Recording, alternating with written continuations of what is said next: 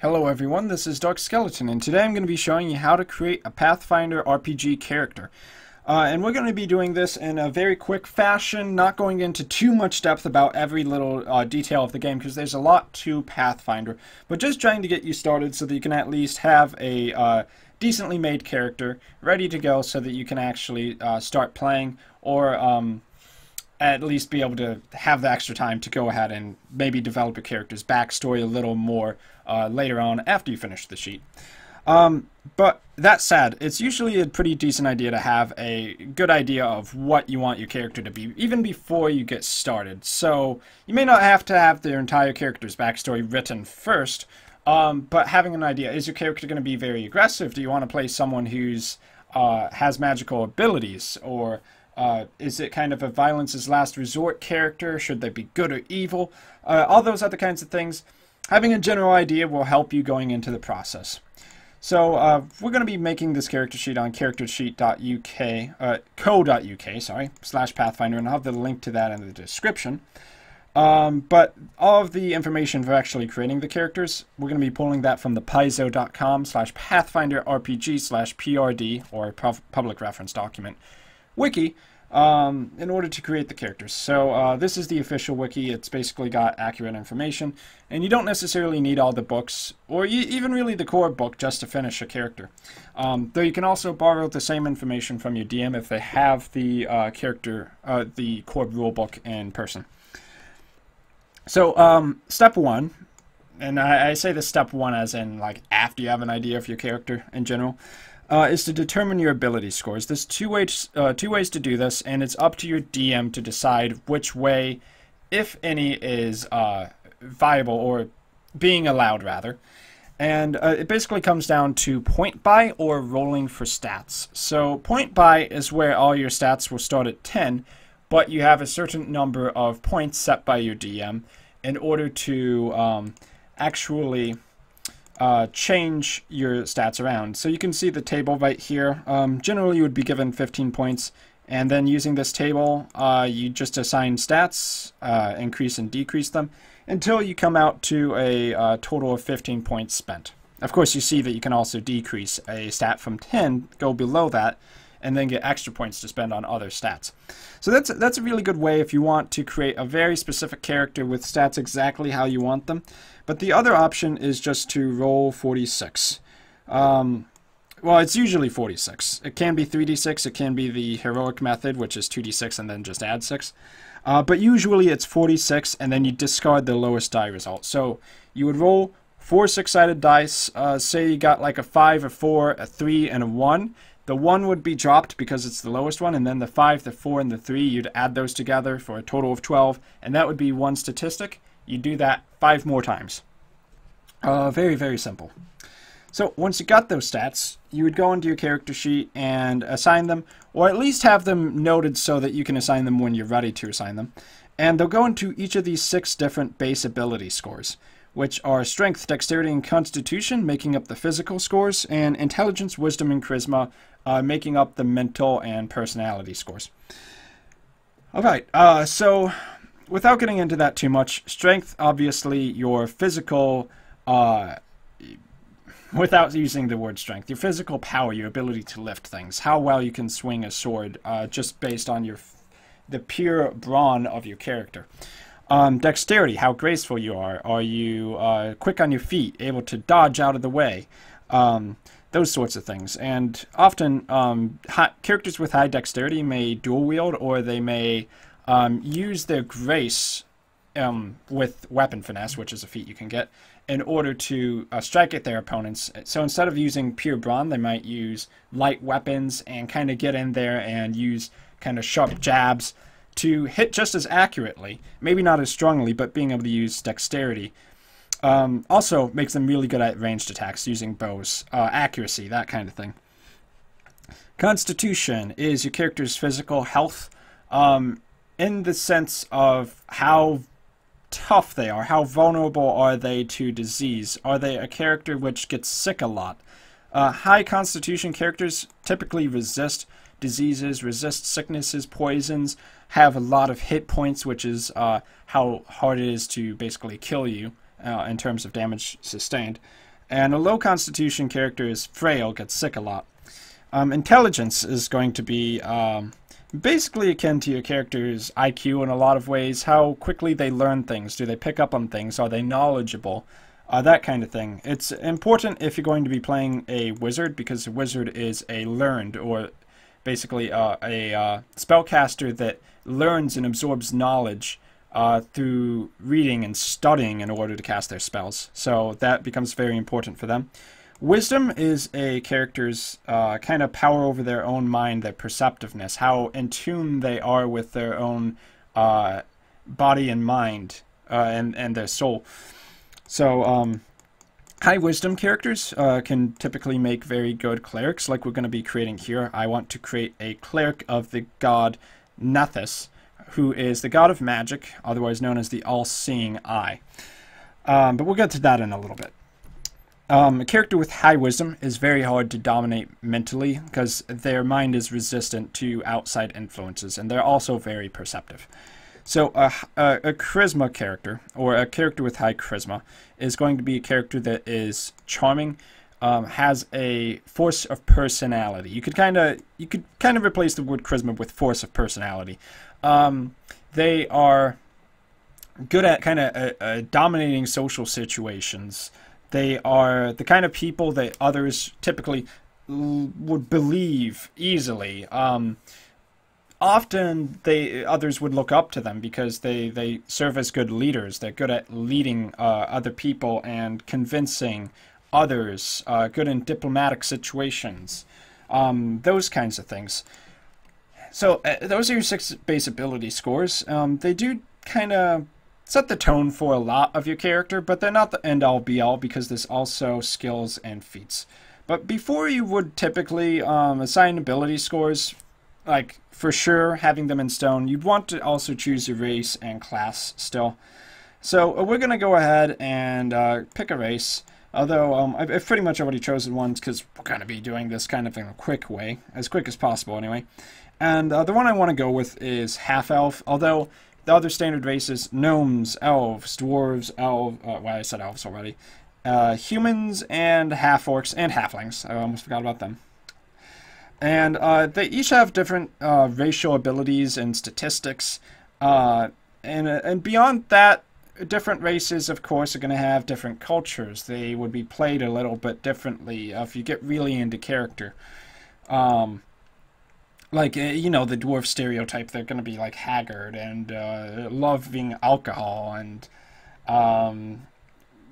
really puts a lot of emphasis on honor and clans and that kind of thing. And you definitely don't have to play a stereotype, but kind of those tendencies tend to seep their way into those characters a little bit. And, you know, elves, stereotypically graceful, that kind of stuff. But you can make whatever character in whatever race you want.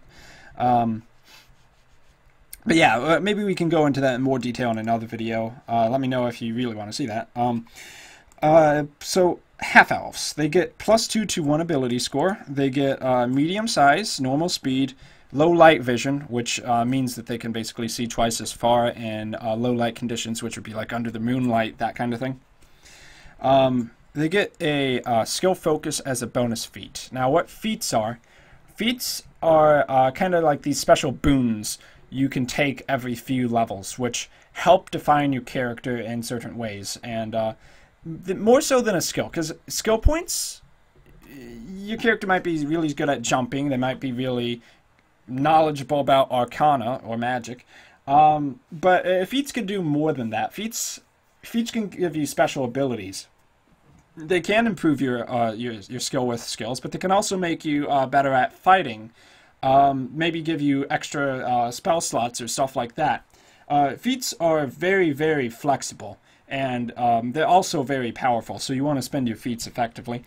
And it's also a great chance to actually take your character and flesh them out a bit. Instead of just choosing a feat like, oh, weapon focus, because you want that +1 to attacks with like long swords or something like that, you could take something like well, maybe like endurance, which is a feat not many people would take, but in terms of roleplay possibilities, the endurance feat would basically allow you to survive hot or really cold environments a lot more. So a character with endurance might have been like one of those travelers who go to extreme environments, kind of like Bear Grylls or Survivor Man, if you watch those kind of shows.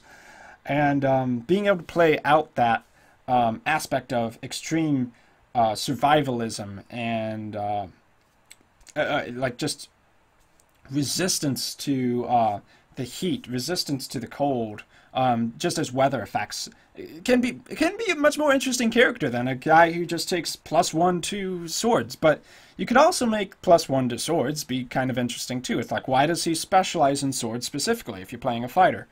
So it's like, well, maybe his father taught him how to use swords from a young age, so he had extra training with that type of weapon, and you can go into more detail about that character. So you can see how feats can define your character more. So I don't want to get in too much more into that because it's already cutting into the time, but you get the idea. So half-elves, they get skill focus as a feat because generally they are the kind of characters which are very versatile. So they can kind of specialize in just about anything because they come from the human background partially. Well, this is a normal half-elf, half-elf, half-human. You can technically mix other races, but this is the standard one. So they kind of have the flexibility of humans, but they also have some of the elven blood and the elven ancestry that comes from that side of the family as well. But from the human side, they get adaptability. So they get skill focus as a bonus feat. We will just write that down on the character sheet here.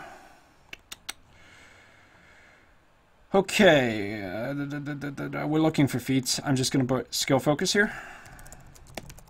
And I'm going to have these parentheses so that I can put something in later after we kind of figure out what we actually want that to be later on. Now, of course, you can wait until step 6 to fill all this stuff in. I kind of prefer to do it as I go along. So we'll be doing it like this. Elven immunities +2 to saving throws versus enchantments and immunity to magic sleep. Okay. We won't throw in all the descriptions. Actually, you know what? We can just copy and paste it here. So elven immunities. Actually, this should go under this. Because it's a special racial feature, not necessarily a feat that you get from leveling up. Elven immunities. Okay, copy and paste that in.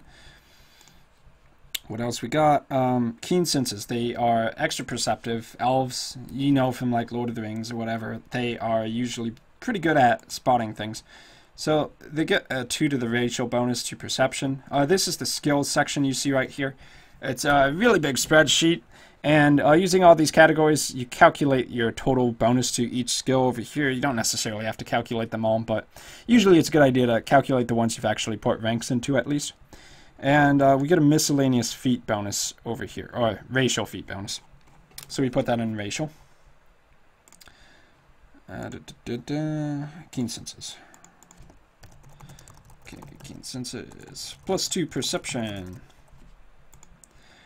Now, when you're making your character, it's up to you how much detail do you actually want to put into like what you write on your character sheet. Obviously, it's really easy for me to just copy and paste everything in right here, because this is done through the computer.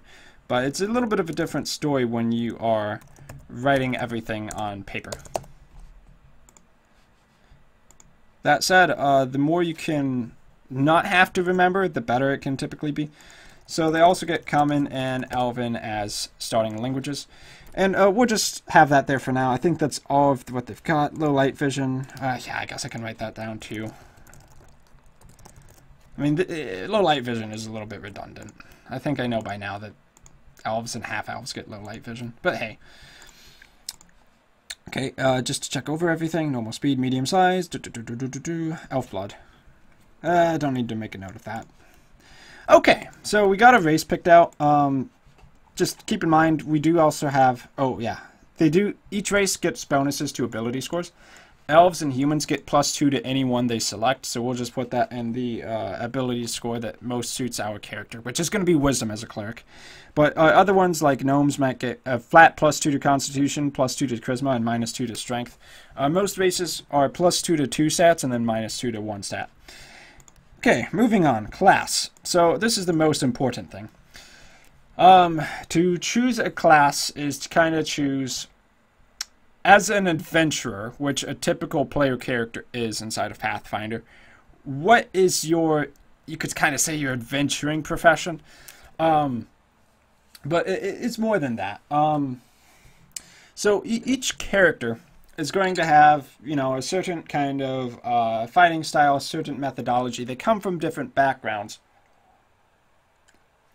And each of these different classes are very different. They're the main defining feature of your character. For instance, like a barbarian is a fighter who goes into a, well, it's a fighter in the sense that they are melee combatant, that goes into a rage and is often, you know, much more primitive or tribal than like a fighter as a class, where a fighter as a class is often more of a trained soldier that likes to wear heavy armor, but barbarians are, you know, out there using hide and great axes, the stereotypical one anyway.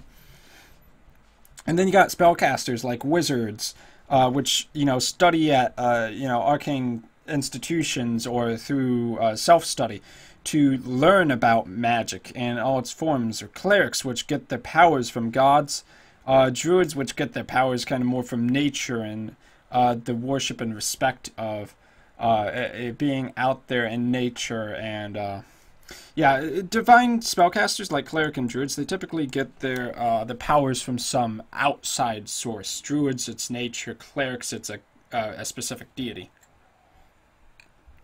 And there's more classes than the ones here. These are all the base classes. Generally, if you're making your first character, you should probably stick to the base classes, and that's got a good reason not to. We won't cover that here, maybe in another video. In any case, so pick one of these after you've like opened them up and read about them. We're going to be going with cleric, and you will see another spreadsheet kind of detailing out what your character gets at first level. So each class gets their own special abilities, their own saving throws. Saves are what you would roll when you're trying to resist something or not have something bad happen to you, like, well, there's a fireball coming at you, so you need to make a reflex save or you're going to get burnt to crisp.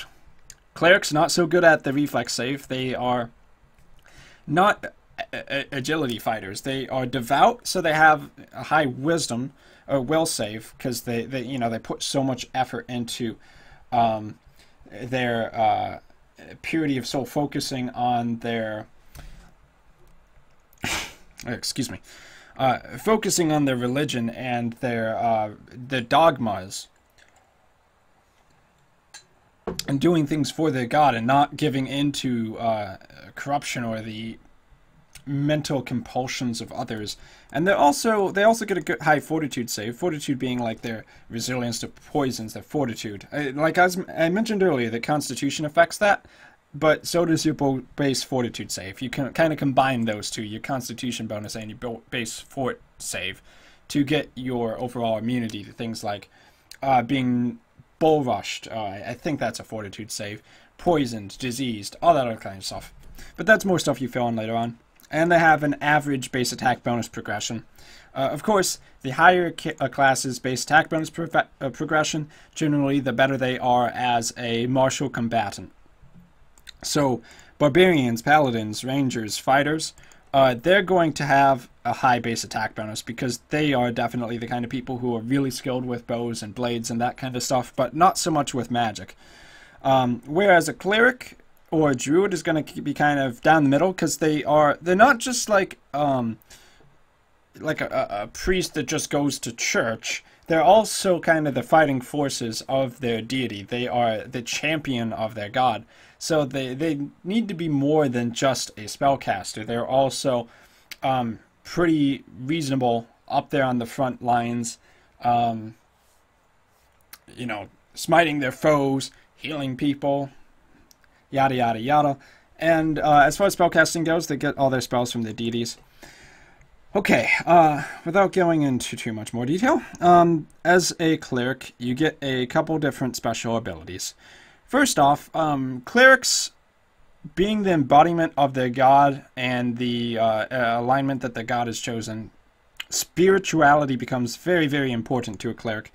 So as a cleric, if you have a alignment, which is, let's say, evil or lawful based, a cleric stays very, very true to their alignment, and they take it seriously, much more so because it's the dogma of their god, living like their god would. And because of that, because they're so specialized in that, or in tuned with that, they give off a more powerful aura than a typical person would. So it's like, you see an evil guy, that's one thing. When you see an evil cleric, that's like the embodiment of their evil deity, like Asmodeus, which is basically the devil from Christianity imported into Pathfinder, then yeah, that's like a whole other thing, like when you run into a Satanist. Okay, but anyway, they also get channel energy, and channel energy basically means that they can, without casting a spell, just channel the divine energies of their gods. And this is usually used to heal if you're a good cleric, but I think it can also be used to harm undead. Can it not? Yes, it can be used to harm undead or heal living creatures. So it's like you just kind of embody the holy or unholy energies of your god, and use that to heal up your party, or to smite undead foes. And that's what a good cleric would be. It would be reverse for a evil cleric, where they would be using their negative energies to harm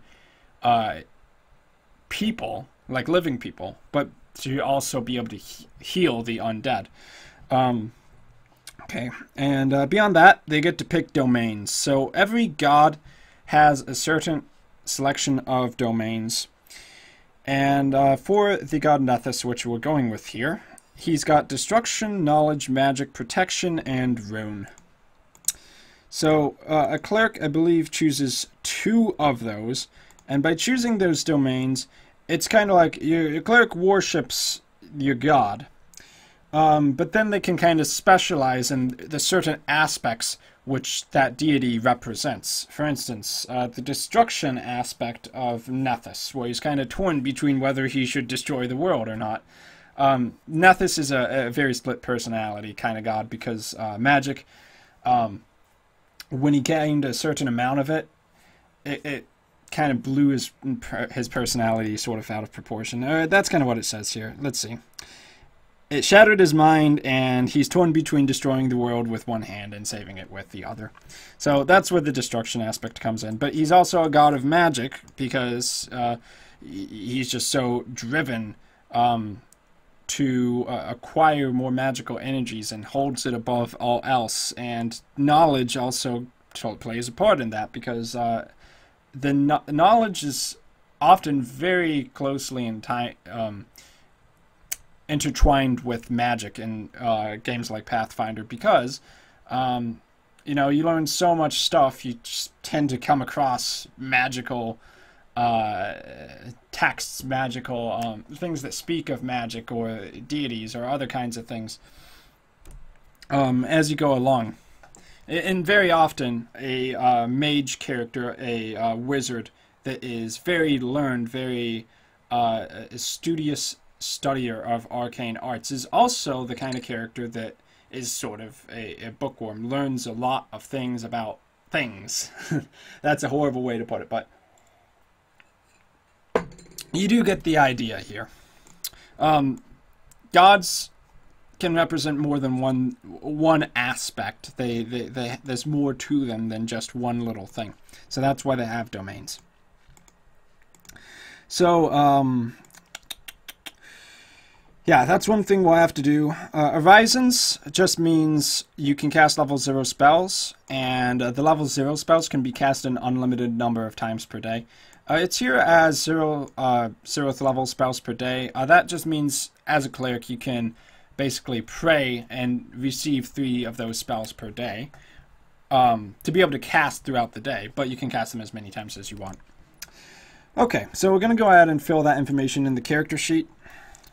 Trying to maybe speed things up a little. No, we're not playing a classic, we're playing a cleric. So, cleric level 1. We already got the race, which is half-elf. We'll fill that in now. Okay, so special abilities for class. Domain. Or, well, we're actually going to have to pick domains, so I'll leave that there for right now. Channel energy, which I believe is 1d6 at this level, correct? Yes. So what the 1d6 stands for is you can heal allies 1d6 or damage enemies 1d6. And it's an area of effect, so it basically targets everything in the area. And I think it actually includes enemies. So if there's like an enemy that needs to be healed, or could receive healing from that, it can also heal them. I'm not certain about that, but you can look into that in more detail on your own. So channel energy 1d6. Aura is worth writing down, because it can come into play. Of course, as Cleric of Nethys, it's going to be a neutral aura. Clerics have the same alignment as their deity, and being a cleric is kind of restrictive, because you really have to live up the dogma of your deity, and if you go too far against their teachings, then you can become an ex-cleric and lose all your powers and stuff like that. So, channel energy, domains... Okay, well, let's go back to domains. I think we have to pick 2. 2 domains from the list. Okay, which ones do we want? Well, I would say magic definitely is part of what I had in mind with the character. Destruction, not so much. Knowledge, maybe not. Rune. That could be interesting. Okay, we will say magic and rune. Rune more just out of, I want to see what that's all about. Okay, so rune domain, magic domain. And from these domains, you get certain spells unlocked as a cleric that you normally couldn't cast. I think at first level you also get bonus feats or stuff like that. So these domains do have a major impact on your character. A cleric of a fire domain is going to be different because that cleric can cast fireballs and stuff almost as if they were a mage, but using divine powers instead. So there's different kinds of clerics in the world. They're not all the same. Okay,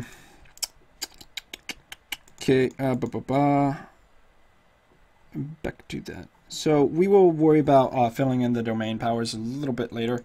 Let's go back to the getting started sheet. Okay, so skills and feats. Yep, we can do that now.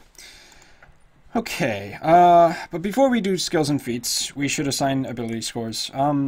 Because wisdom is the most important stat for a cleric, I'm going to be spending the half-elf plus 2 on wisdom, leave that as the 16, turn that into 18. But beyond that, I'm going to think more about what this character would be. Probably not the most durable guy, actually.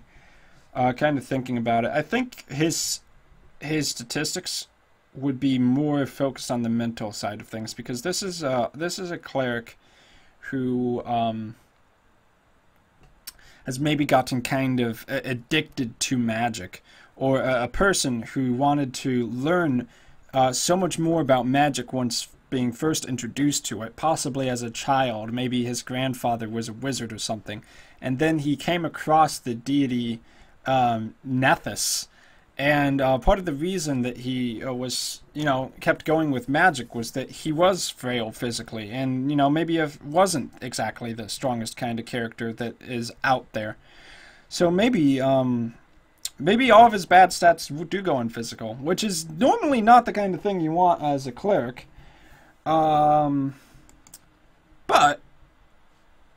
well, yeah, we can roll with that. So I think I'll change the Constitution and the Charisma here, but I don't want a 15 Charisma, because a character that felt the need to gain power probably wouldn't have relied so much on their personality before.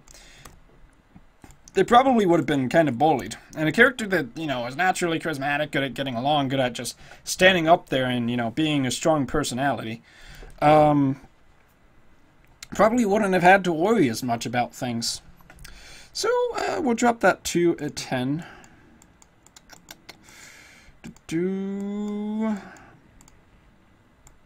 Would I say 12 charisma, or would I say a 12 strength?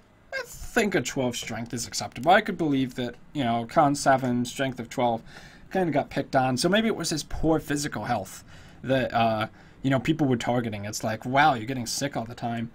What a joke. Are you going to cough up blood or something? You know, that kind of mockery of that character. I kind of like that idea. So alignment, of course, should be, for clerics specifically, should be tied in with your deity's alignment. So Nuthis is a neutral god, so neutral cleric. Now, neutral kind of means they don't particularly necessarily, well, it can mean a lot of different things. I'm not going to go into it too much, but not particularly strongly either on the side of evil or good, but generally neutral characters kind of have good tendencies. They just don't go out of their way to do good things. Okay. Homeland, that would be something you'd fill in with the background. Size, medium, male. Age, height, weight, you can fill that in later. That would be step 6 mostly. Okay, so skills and feats. Now that we know this, we have a 15 intelligence. You can see on the cleric page, they get 2 plus their intelligence modifier and skill points per level. So level 1 cleric, 15 intelligence. You find the modifier for each of these by subtracting 10 divided by 2 and then round down. So 5 divided by 2 is 2.5, round down is plus 2, which means they get plus 2 skill points per level, which means 4 skill points to spend. And these are the class skills of a cleric. Now, if you don't already know how class skills work in Pathfinder, you can put skill points into any skill you want. But as a class, if you have a single skill point or more in a skill that is a class skill, then you get a +3 bonus to that skill as well. So it's usually a very good idea to put at least 1 point into as many different class skills as possible. Well, if you're min-maxing, at least. But I guess that's partially to encourage you to kind of, you know, play more cleric. Clerics usually kind of embody a lot of these different skills. And since you were studying as a cleric and, you know, getting trained in these certain things like the knowledge of religion, that should be pretty much a given, then that's where the training bonus comes in. It's like, it makes sense for your character because your character, like, lives and breathes that stuff every single day. Now, you'll see, like, acrobatics isn't on this list because clerics generally don't, you know, do backflips. They're too busy worshipping, telling others about their religion and why it is basically the best and why, you know, you should come follow them. They don't necessarily have to be like the kind of preacher that, you know, pushes it on everybody, but they should definitely, you know, be very proud of their god and that kind of thing. So these are the class skills. We can mark those on the character sheet. You will see over here on the left, and on many character sheets there is one for this, to mark a class skill. So class skill, if you have 1 rank in it, which is 1 skill point, then you get a +3 bonus. That's all you really need to know. Aside from that, you choose skills that kind of define what your character can do outside of combat and spellcasting. Okay, so let's see here.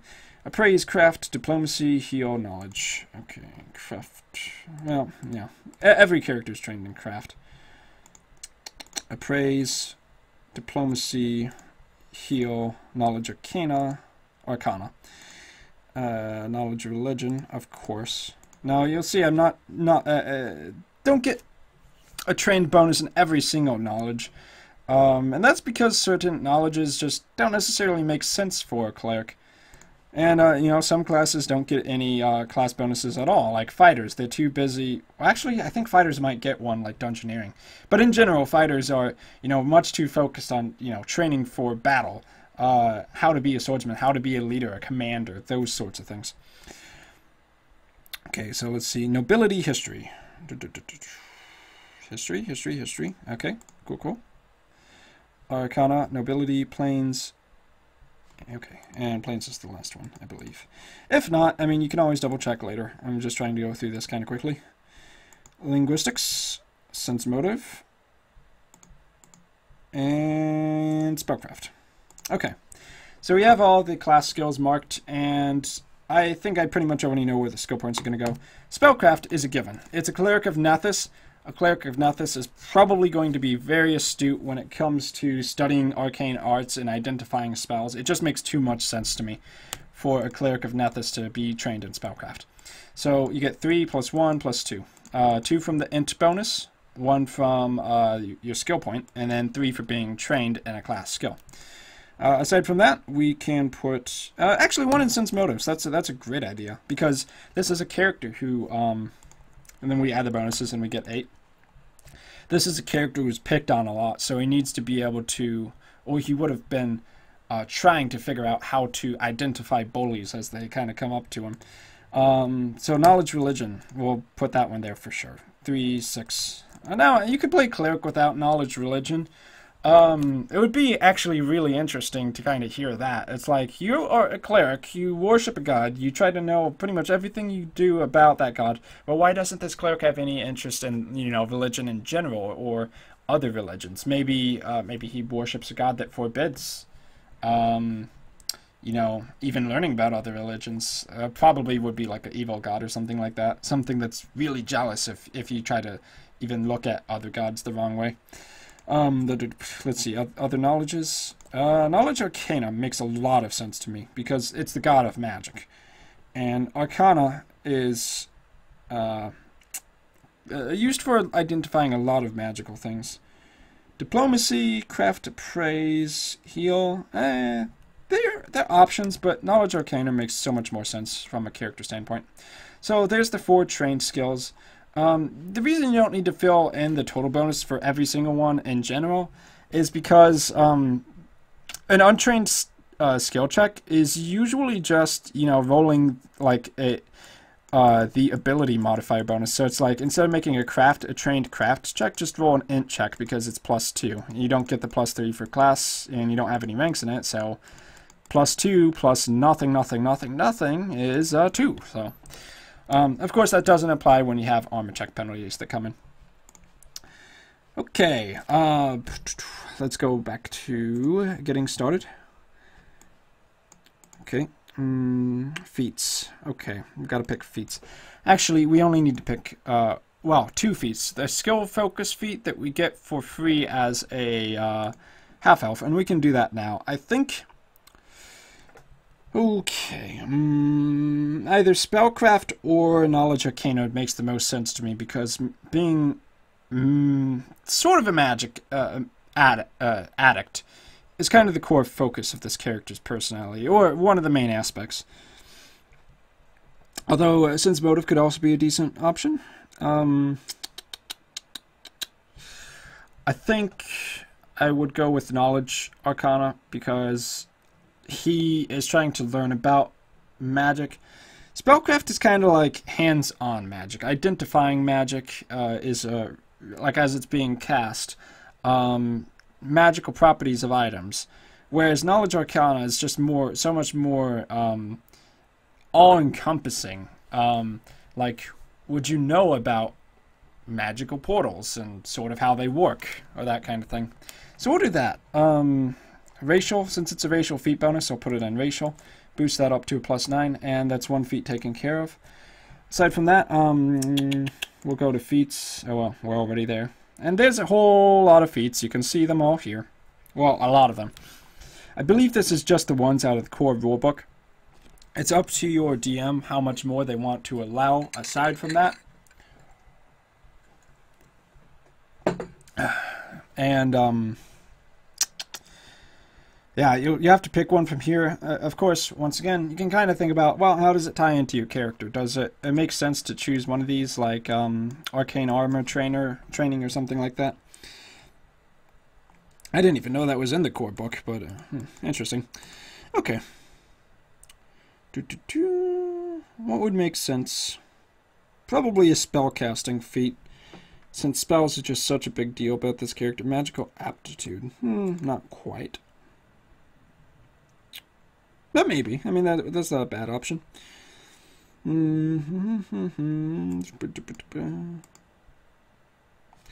Spell penetration.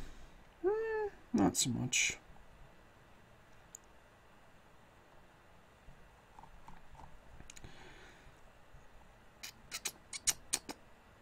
Yeah, and you can kind of tell that you can get lost in these feats. There are guides online that can kind of help you choose if you need to. But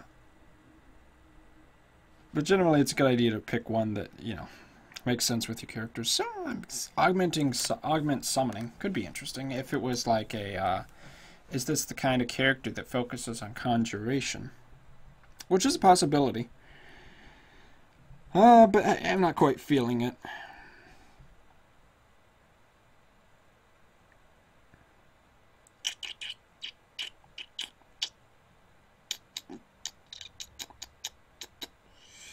We can go with combat casting.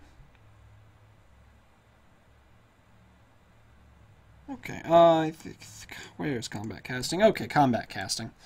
Okay, so combat casting, it gives you +4 in concentration checks when you're defensively casting. I think that could be a decent option for this character, both in terms of gameplay and in terms of character.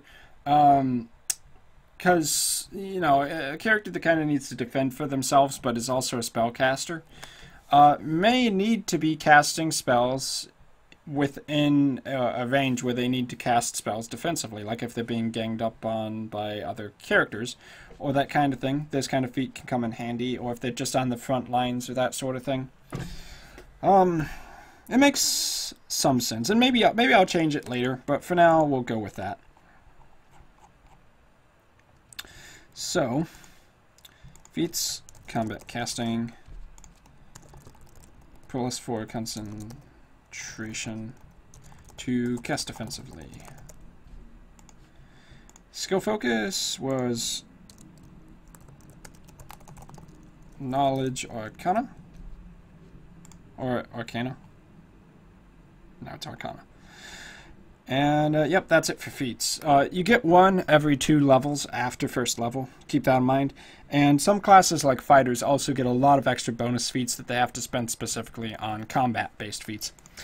Okay, so now we're getting pretty far into it. We've got to pick equipment. So we'll open up the tab for equipment. Each character gets a certain amount of starting gold. Generally, you would roll for it or pick the average. I think we'll just say I'll take the average here, 140 gold pieces for a cleric's starting gold. And we can use that to spend on equipment. Now, equipment, we won't go into all the little equipment things you can buy, like backpacks and Days of Trail rations and rope, just to save some time here. But what you definitely need to buy is going to be weapons, and if you are not a wizard, you're going to want some kind of armor as well. And you can also get a free outfit up to 10 gold pieces in cost, which is listed on another page. So clerics are proficient in, I believe, all simple weapons, not really any martial weapons, so we'll just stick with simple. And I do know for a fact that they can use morning stars, and that sounds like a pretty mean thing to swing at people. But maybe this character is kind of a little bit of a mean person, in the sense that, you know, he's taken enough crap so far. Maybe he does want to be slightly intimidating. Not like a barbarian where they scare the shit out of everybody, but someone that can, you know, kind of use their weapon to their advantages, not just for fighting when they have to, but also, you know, a little bit scary. Keep foes at a distance. Now, that might not actually happen in-game, but it's interesting to think about those things from a character perspective. Now, attack bonus. Something we could have filled in by now is actually the base attack bonus, which is going to be +0. The only characters that get a +1 at first level are going to be, you know, the fighters, barbarians, the high base attack bonus characters. And that's one of the advantages they get. High base attack bonus means you're better at hitting people, more accurate. Okay, so for the base, for the total attack bonus, using a regular weapon, that's going to be the strength plus the base attack bonus, which means +1. Assuming you're using it as a one-handed weapon, you add your strength to damage. Morning stars, I believe, have a ×2 crit, which means If you roll a 20, you can deal ×2 critical damage if you confirm your critical. Morningstar can be bludgeoning or piercing because it's got that huge iron head, but it's also got the spikes. Okay, so that's one weapon, and that will cost us 8 gold pieces, puts us down to 132, which we can write right there. Probably want some kind of ranged weapon, but nothing too serious. I'm kind of thinking, like crossbow maybe? Yeah, that seems a little bit too fancy. Maybe a sling with bullets. So the cool thing about slings is that their bullets are really, really cheap, and you can actually use rocks with them too, although the rocks have penalties. But 1d4 damage, and it also applies your strength modifier, so that's not too bad. Okay, so ranged attack. Sling. -1 to hit, because we actually have an 8 dexterity, which has -1 modifier, and ranged attacks use dexterity to hit. 1d4 plus 1 damage, because slings and thrown weapons use use your strength modifier to determine damage. Bludgeoning, because you're basically shooting rocks and bullets. And 10 slingshots.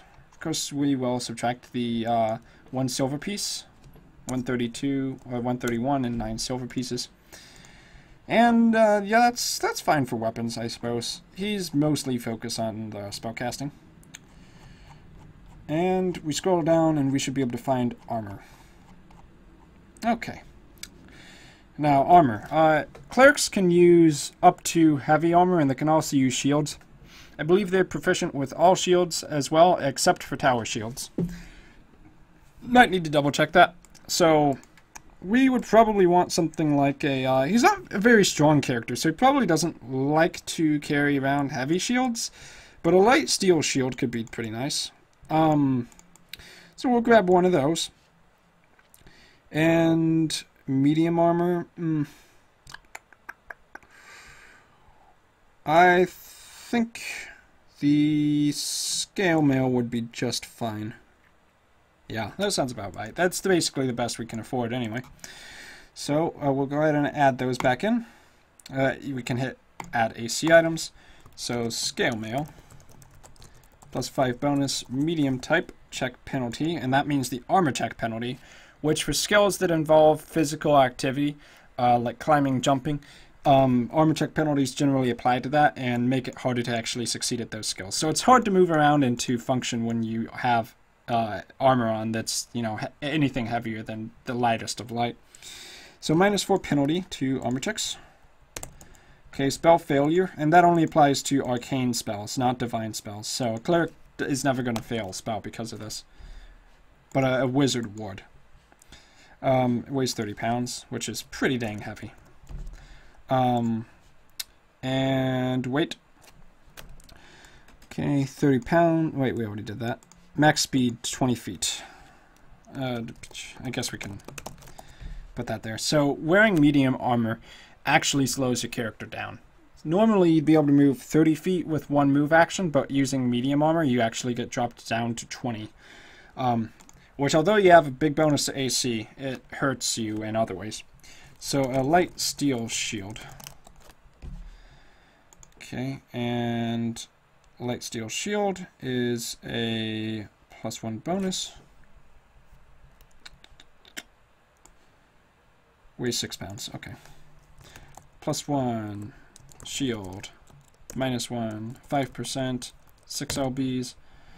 Nothing really else goes in there. Now, one thing you should keep in mind when you're buying equipment is how much can they actually carry. So we're going to go ahead and take a quick look at that. And your carrying capacity is based on both your character's size. Some characters are smaller, like gnomes and halflings. And also your strength. So we see here that light load for this character is going to be 43 pounds because that's standard for a medium character. But that scale mail alone weighs 30 pounds. And I'm actually kind of thinking maybe that's not the kind of armor he wants at all. I mean, you would get kind of jealous if all those other wizards you know, walking around the church, because wizards also, you know, often worship Nethys, or at least pay patronage to him, being the god of magic and all. And, yeah, that might just be a little bit too heavy with him. He would definitely be at least medium encumbered. So maybe we drop down to something like leather or studded leather. Yeah, that actually seems reasonable. So studded leather, light steel shield, that's 9 gold pieces, 34 gold pieces. 97. Okay, studded leather, +3, light armor, -1, 15%. The reason I can go through this so easily is because I kind of think I have it memorized to a degree. And no max speed, so the AC bonus goes down quite a bit, but the armor check penalty is much less bad. And the weight should be able to be kept light even after putting on like a backpack, grabbing some rope, trail rations and that kind of thing, and that's pretty good actually. Being able to move around is pretty important. It's definitely a trade-off to go for medium or heavy armor. Alright, so I think we've done equipment, so all we have left to do is basically fill in all the numbers and then to do spells. So we'll just fill some numbers in here really quickly. You can see the armor bonus down here. You see we have the +3 armor bonus for studded leather, +1 shield bonus for light shield. So we'll fill that in up here on armor class. Armor class is how hard your character is to hit. 0, 0, 0. These only come in. This comes into play if your character is small. These come into play generally if you have magical equipment. So this character has a 13 armor class, which means other people would need to roll a 13 or greater in order to hit your character and actually deal damage. HP for first level is usually max. Clerics get a D8 hit die, so 8 hit points for the max, -2 for the Constitution modifier, which is really painful. And you can see why low Constitution is not recommended, because that drops my HP down from an 8 to a 6. Meaning this character is frail, cannot take many blows. Okay, we'll fill in the base saves. You get that from the class page. We already talked about that. A fortitude save of 0, reflex of -1, but a will of 6. So once again, kind of emphasizing that point of being a character that's not really so physically adept, but is really strong in the mental prowess and has focused his life around magic, the study of it, and using magic, like magic over brawn, mental over brawn, that kind of thing. Okay, things we can also fill in this. 10 plus 1 minus 1 is 10. So a combat modifier defense, that's what your opponent has to roll if they were trying to do something special like a trip attack, a sunder attack, or any other kind of special attack that's not to try to deal damage to you, but involves you, your person. There's also combat modifier bonus, which should come out to a -1 right now, I believe, because of the -1 strength. No, +1 because of the +1 strength. Yeah, okay, here it is. So +0 +1 is +1. I don't necessarily need that +1 there, literally. Base speed 30, initiative -1. You just kind of add all of these categories together and you pull in everything from the other sections. Okay, so we can scroll down. We got the skills taken care of. Languages. This character gets 2 bonus languages because he has a 15 intellect. You get 1 extra starting language for every intelligence ability modifier bonus you have. So off the top of my head, we might go with Draconic because dragons often have they have magical powers as they go up in level, and many mages may be kind of fascinated with that. So Draconic's not a bad option. Aside from that, let's see. What would someone actually want? Well, one thing you can check, and you're actually limited based on your race. So you can choose, as a half-elf, you can choose any languages they want, except for secret languages. So we can say, Let's go with Orc. I mean, I don't really have a character reason for it yet, but maybe there's something interesting about Orc. Or maybe actually... Ignan? Yeah. Okay, well, you can come back to that later. The point is, you get extra bonus languages based on your intelligence, and you also get bonus languages if you put points into linguistics. Okay. So, traits. Your Dungeon Master may say that you're allowed to choose up to 2 traits for your campaign, or 3 if you also choose a drawback in place of that. Traits are kind of like half feats. You don't necessarily have to have them for characters, but they're a great way to give that little extra flavor to your character. And choosing 2 traits is pretty much standard. I can kind of quickly show you the traits page, though I think we're going to skip over it here for now. But it's the same process as feats, except they're things you only get at first level, because you choose them here. So we got all of these different traits, like, oh, a killer, okay, did your character kill at a young age or something like that? Well, then you can get, like, this extra bonus to, what is it, sneak attack or something? Or, you know, maybe you have these faith traits because your character is really devout and religious, and these would be great options for a cleric. Like Sacred Touch, does your character have like these energies that they were exposed to when they were much younger, that kind of infused with their body to a degree, so now that their touches are soothing to the point where just by touching a dying creature you can stop the bleeding and stop them from dying. Not heal them, but stabilize them, kind of seal up the bleeding, and those can be kind of interesting. Okay, so we're going to get to spells and domains, and then that's going to wrap it up. I know this has been going on for longer than I wanted it to. You know, making a Pathfinder character does take time. So, you probably want to be in it for the long haul. Anyway, so, specialty, this will be our domains. I did write them up there on special abilities, but we can also write them down there. Rune and magic domains. And if we look at the cleric page, we can see we get 3 0th level spells per day and 1+1, and the +1 is a +1 domain specific spell per day at first level. And we also, in addition to that, get 1 extra first level spell because of our high wisdom. And you know that if you looked at the bonus spells from abilities chart. It's somewhere out there. So, okay, spells known. Well, clerics don't know spells. They just pray for spells. So, 1+1 and then 1 here is going to give pretty much a total of 3 spells per day, which isn't too bad.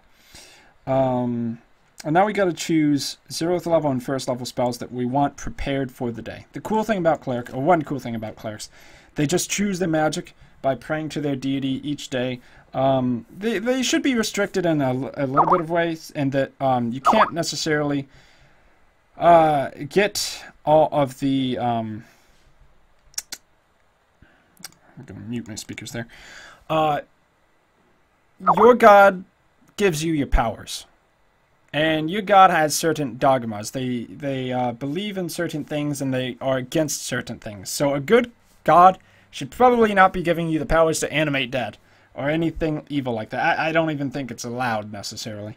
But as long as your god is okay with, you know, bestowing those powers upon you, which in most cases they are, it's just more like the good-evil kind of thing, then you can just basically pray each day. You get your powers as long as you haven't pissed your god off, and you go about your day.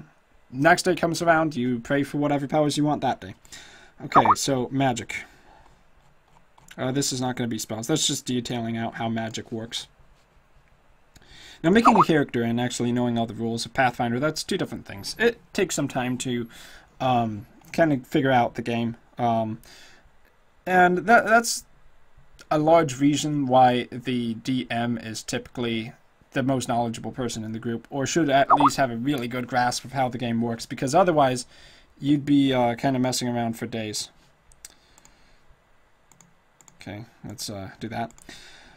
Okay, So 0th level spells, and there are more out there, but these are the ones from the core book. We will take, let's go with Virtue. Read Magic makes a ton of sense. Detect Magic, Read Magic. We'll go with those for sure. Actually, Detect Magic, Read Magic, and Light. That sounds more Nethus-y. Okay, so Detect Magic. Oh, wow. This is cool. They actually have all the spells here prepared for you. Okay. Read Magic? Okay, sweet. Wow, that is really, really nice. And then Light. Not Blight, Light. Okay, now we move on to first level spells. Now keep in mind, one of the 3 spells has to be a domain spell. We'll pick the general spells first. Let's see, Magic Weapon. It could be kind of interesting. It's like, okay, so he wasn't the best fighter, so he kind of learned how to cheat by enchanting his weapon with magic powers. And, you know, getting that +1 bonus might be actually pretty cool. I might go with that. I mean, you can always change them around. Divine Favor, Summon Monster. Ooh, yeah, I like the idea of Summon Monster. So we'll take Summon Monster and Divine Favor. No, not Divine Favor. Magic Weapon. Summon Monster 1. Divine Favor. Okay. Okay. Now, one more thing about clerics. I believe with their spellcasting, they can churn any of their spontaneous spellcasting, right? A good cleric or a neutral character who has chosen to have healing powers rather than negative energy draining powers can take any spell that they have prepared and churn it on a whim into a healing spell. So this Cure Light Wounds is a spell that clerics can learn, well, not learn, but prepare for a day. But there's no need to do that because they can just convert any of their spells into a healing spell of the same level, which is really nice. So the Summon Monster 1, you can cast that as a Cure Light Wounds spell, and so on and so forth. Man, my voice is getting hoarse. Okay, now we have to deal with the domains, so go search this up in the bar. This is something only a cleric would have to do. Well, a cleric or a druid that decided to have a domain instead of an animal companion. Rune domain. Okay, here we go. So as I mentioned, when you choose a domain, you get certain domain powers. And I thought it was only at first level, but that's 3.5. You also get extra powers as you go later on. So, Rune domain. We get Blast Rune. Let's see, what's that do? Okay. So we create a rune on a square. If a creature enters it, they'll take 1d6 plus 1 points of damage. Can be acid, cold, electricity, or fire. Is invisible. And requires really high perception skill or a disabled device check to be able to detect. And you can do that 3 times a day plus your wisdom modifier. So that's 7 times a day. And yeah, these domain powers, they really help supplement your spells. So yeah, I can basically just go and print these runes on the ground or on the wall where it's like, okay, this guy's going to walk by and then kabloom, they get electrocuted for 1d6 plus 1 points of damage, and I can do that 7 points a day. That's really actually quite awesome. We'll put that under special abilities. Okay, so rune. Oh, don't tell me I closed it. I may have closed it. Oh, no, there it is. Okay. Rune. Blast Rune. Okay. Okay, so that's one part of the thing. The other part, as you can see here, is domain spells. As a cleric of the rune domain, at each spell level, you have access to each of these different spells as spells you memorize per day. And I think you can use any spell slot for it, but you have to use one of the spell slots, the domain spell slot, in order to fill in well, you have to use either the rune domain or the magic domain or whatever domains you choose, the domain spells from that to fill in a spell slot. So I have erase as one option, which I think erases magical writing or something like that. Yeah, right. So basically you can remove writing from scrolls or that kind of thing. Or can it hide it too? Okay. Also may work on magic like explosive runes. Okay, yeah, that's a little bit... Yeah, it's not quite the same as an eraser, because explosive runes are very much like the blast rune ability. Stuff that blows up. Explosive runes is a lot more deadly. So, okay, gotta go to the magic domain now. Okay. And if you stuck through this all the way to here, yeah, thanks. And you know, I hope this is helping you. If you have any questions, let me know in the comment section. So, Hand of the Acolyte. You can have your melee weapon fly from your grasp and instantly strike a foe. Standard action, single attack melee weapon with a range of 30 feet. And you add your wisdom modifier to your attack instead of your dexterity modifier. This cannot be used to perform a combat maneuver times per day equal to your wisdom modifier. So that's really cool. You can he can take Shiro can take his Morning Star and just have the power of magic, basically like telekinesis it all the way at his opponents, swing at it using his wisdom modifier for a massive bonus. That'll actually be like +4 to hit, which is really good for first level. And whack him. Now that's a really cool ability. Really useful too. Okay, so let's see. Hand of the Acolyte. Okay. Now I believe that still uses the strength damage. Yeah, damage still relies on strength. So domain spells. Identify, which I think gives, in this edition, gives you +10 to spellcraft checks to identify magical items. Or we can use Erase. Now, on a daily kind of thing, I think Identify might be slightly more useful. And I think the magic domain is a little bit more in character focused. Because the rune domain was kind of like a pickup. I do like it, but magic was the first and foremost. So we will take Identify as the domain spell. Okay. And then that'll help this character basically identify magical items or that kind of thing really easily throughout the day. Okay, I believe we are pretty much done. There's a couple things we didn't go over, or didn't actually fill out, and that's traits. Generally, you would choose 2 of them, but you need to check with your DM. Is he allowing traits? How many is he allowing? Etc., etc. Does he allow drawbacks? Drawbacks are basically traits, but in reverse. You take a drawback, and you're allowed to get 1 more trait for a grand total of 3 traits. And then other adventuring gear.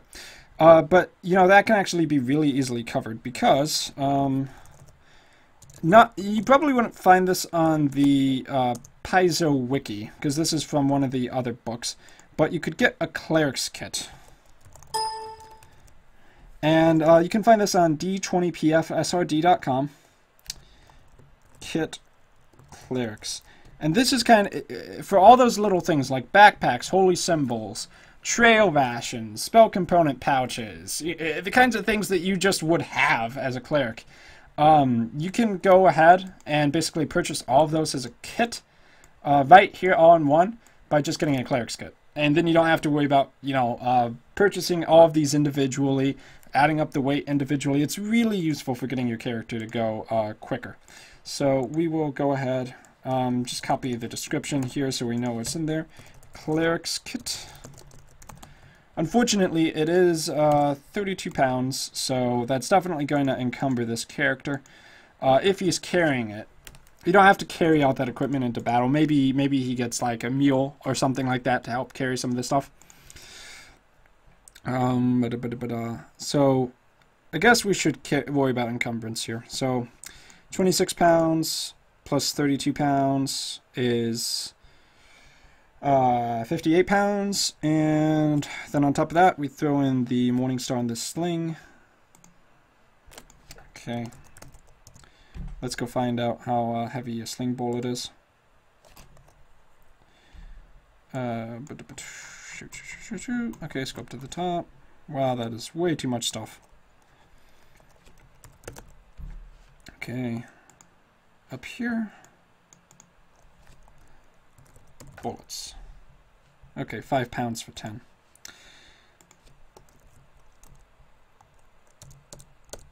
Okay.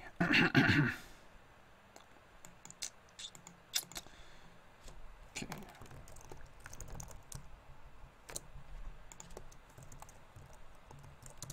Or we can actually write that down in the gear. That makes sense. Sling bullets, 10, and 0.5 per item. Okay, cool. And lastly, the weight of the Morningstar. Now, sometimes when I'm playing Pathfinder or similar games, I just kind of look over these things, but I mean, they do have an impact on game. If you're playing a really weak character, you shouldn't just be able to carry around everything you want without having to worry about it. So I'm definitely going to apply those penalties here. 6 pounds. Okay, so 6 pounds plus 5 is 11, plus 58, I believe it was, comes out to 69. Which puts this character in the medium encumbrance. So, carrying capacity. Let's go back to that page. And this is just really filling in the details. 12 strength, what was that, like 60, 70 pounds? That fits squarely into medium load.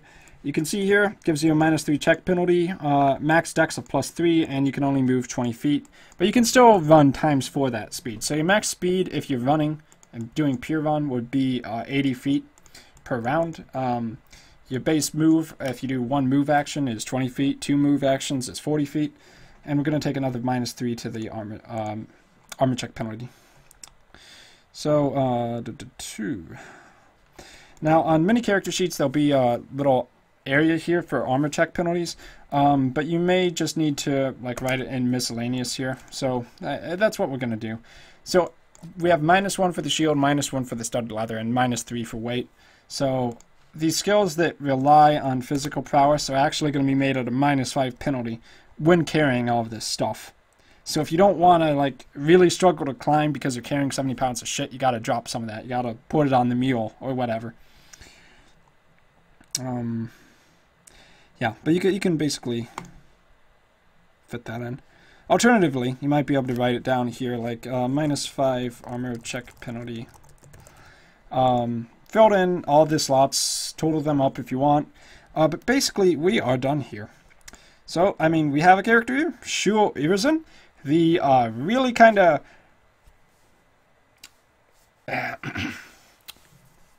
physically unhealthy, kind of sluggish cleric who's really fascinated with magic, and has dedicated his life to worshipping magic through Nethys. Kind of a little bit power hungry, trying to go out there, striving for more power, but not necessarily for evil purposes, just more like to be respected, to kind of show the world what he's made of, and also just the pure interest of pursuing it and studying it as well.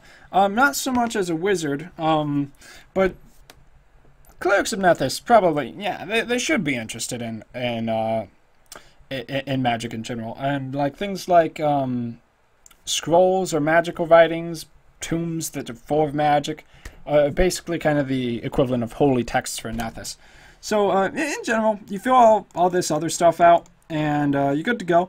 You have a pretty good idea of a character, and you'd be just about ready to go straight into it. So, oh man, I know this was one hell of a explanation, but I think this pretty thoroughly covers everything, and I tried to do it as quick as possible. So I hope this helped you out quite a bit.